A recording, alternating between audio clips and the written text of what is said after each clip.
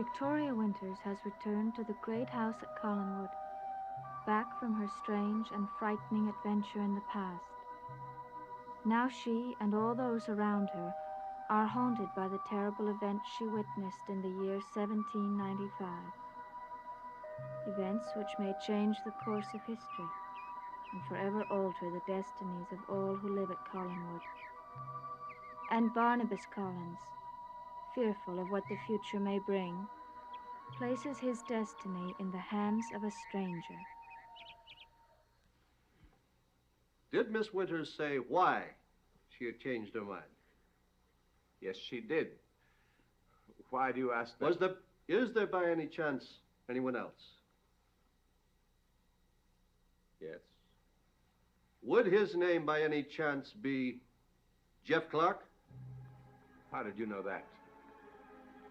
He works for me. For you? Yes. He insisted on seeing her, and I warned him to stay away from her. But he ignored your warning. Barnabas, if I could do something to make Miss Winters cooperate, change her mind, would you then be willing to cooperate with me? Well, what would you do? Never mind, just leave it to me. I know how to handle it. I don't want you to talk to her. That won't be necessary, believe me. Oh, this is Mr. Jeff Clark, my assistant. Jeff, this is Mr. Barnabas Collins. How do you do? How do you do? Now then, I don't want you to worry about another thing. I will be able to help you, believe me, and I will be in touch with you very soon. Good night, Mr. Collins.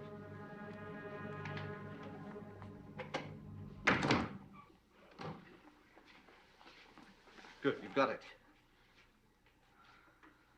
What's the matter? Nothing.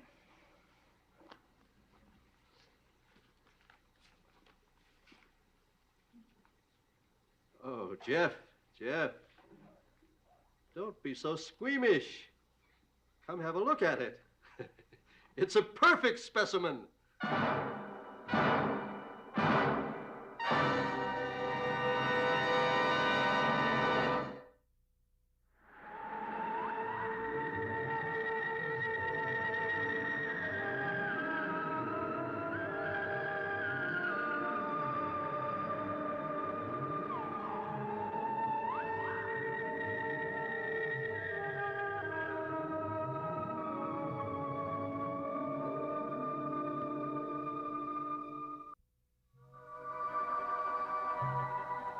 Victoria Winters has returned to the great house at Collinwood, back from her strange and frightening adventure in the past.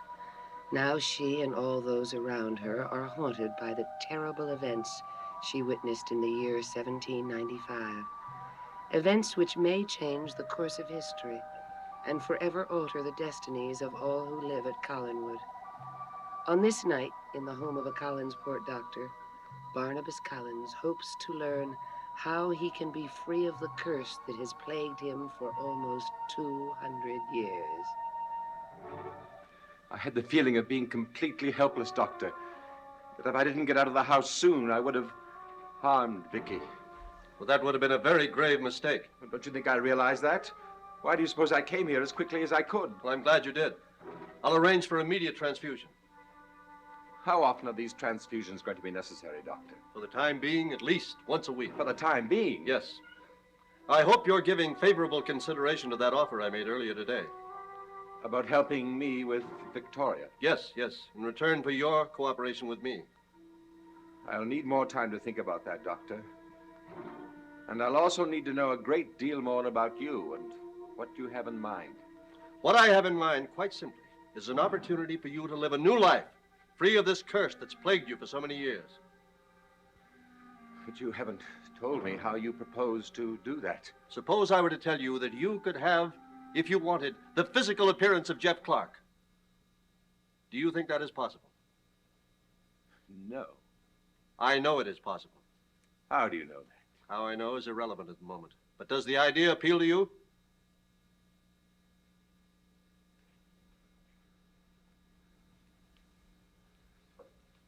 Well, I don't know. Well, don't you think it would help you to win Vicky back? Doctor, I'm very grateful for all that you've done, and I find you a most interesting man, but annoyingly mysterious. You keep talking about a great plan that you have, about something very special in nature, but you never come around to being specific about it. I'm not at liberty to be specific about it yet. Then I'm sorry, Doctor. I cannot, in effect, consign my future to you unless you're willing to tell me everything. Barnabas, soon, very soon, I will reveal my plan to you. And you will begin a new life.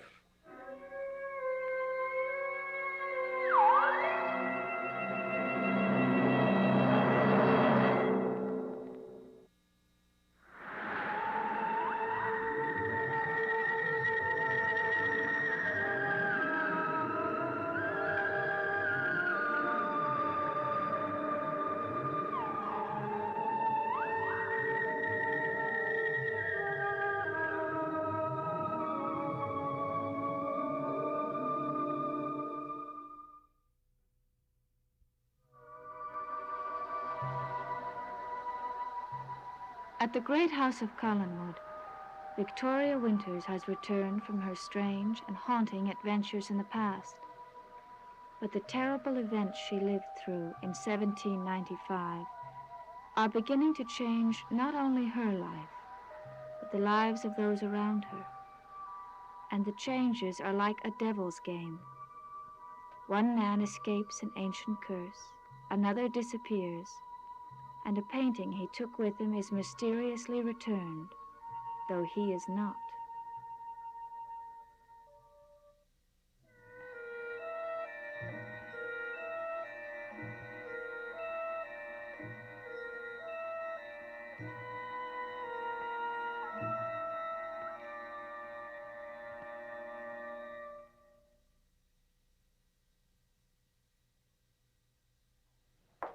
Whose luggage is that, Vicky? It looks like Roger's. It is. Oh, then he's home. Did he say where he'd been? He's not home. Well, he must be. He would have brought his luggage. I saw him leave. He took no luggage with him, only the painting. And now the painting is back. You can see for yourself.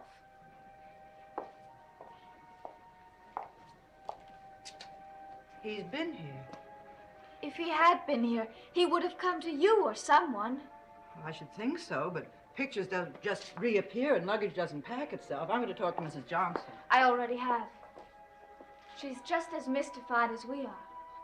She swears that last night when she went in there to turn off the lights, that painting was not on the easel, and I believe her. Of course, I believe her, too. But maybe he came in late after we'd gone to bed. But someone would have heard him drive up or go up to his room. I don't understand it. What does it mean? There must be some explanation. Why must it mean anything? We both know that something is happening here. Something that has no explanation.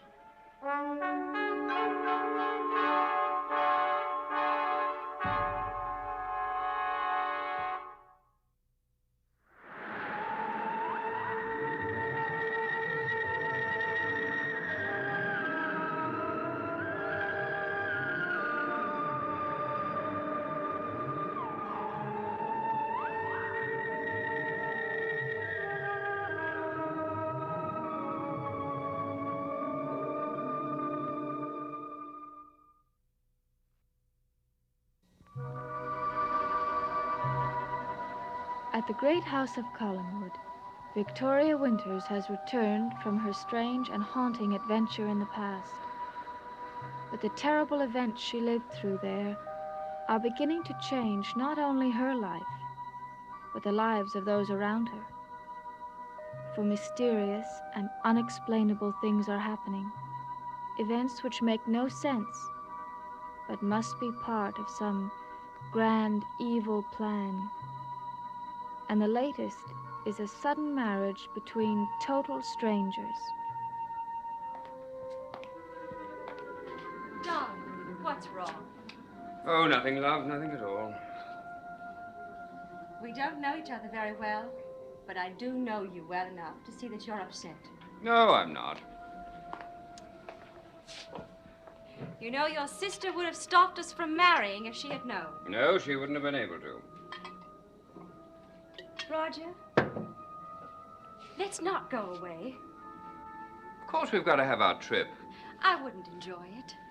Cassandra. I wouldn't, not knowing that we have to come back here and deal with this hostility. Let's fight it out now, and then go away. I will not change my plans.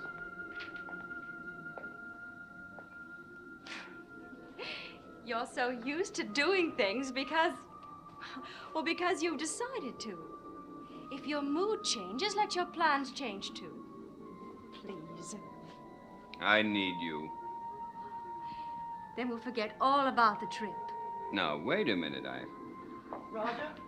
Oh, excuse me. There's a long-distance phone for you on the private phone in the study. Oh, it must be the travel agent. Excuse me. Roger! Now, I will not be able to change that quickly, my dear. The trip will do us good. You'll see.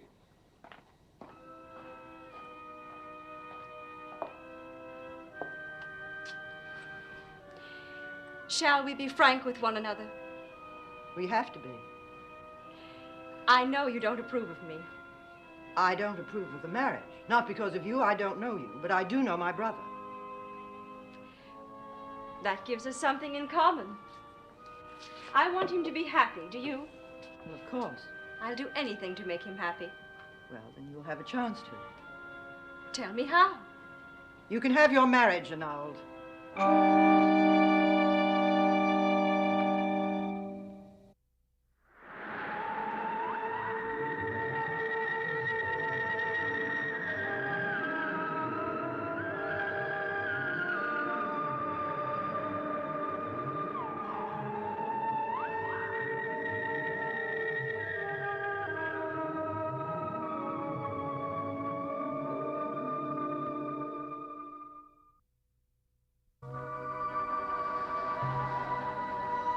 At the great house of Collinwood, Victoria Winters has returned to her life from a strange and haunting adventure in the past.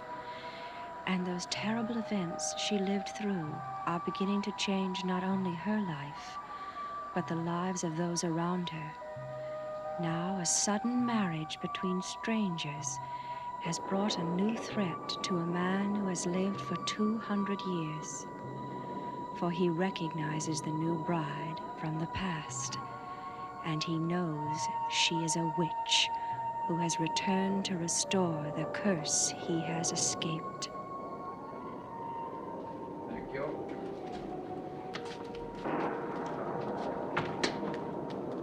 Angelique.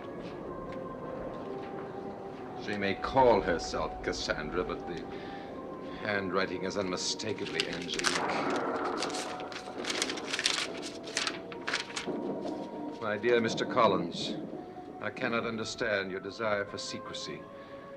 However, Roger, my dear husband, will be by chance in town this evening for a meeting. I will come to the old house at 10. Despite the impropriety of this, I look forward to it. Somehow I feel I already know you. It will be a pleasure to see you again, Cassandra Collins.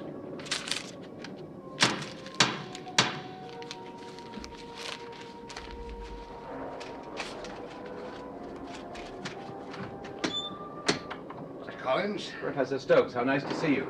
Let me take your coat. Thank you. The moment anyone sends for me, it rains. Why is that? I wouldn't take it personally. Oh, but I do, of course. I have a cat complex. Aside from that, I take everything personally. It's the only sensible thing to do. Oh, Professor Stokes, did you bring the talisman with you? Oh, dear. One would like to think one was asked for oneself. Well, you have been, of course. As a matter of fact, I was just reading your monograph on witchcraft in American history. Oh, that. It was dreadfully cut. Never trust scholarly magazines, Mr. Collins. They know only too well how easily bored scholars are. I have rarely brought the talisman. Quite a famous one. It kept one family safe from witchcraft for Over 500 years. Truly. May I see it? Oh, come. I'm used to considerably more amenities. Usually I'm asked if I'd prefer port or sherry. Usually I say sherry. I am sorry. You are not sorry. You are nervous. Indeed. I know my own anxieties only too well. Now, may I see it? Of course, Mr. Collins. Of course you may see the talisman. When I see the witch,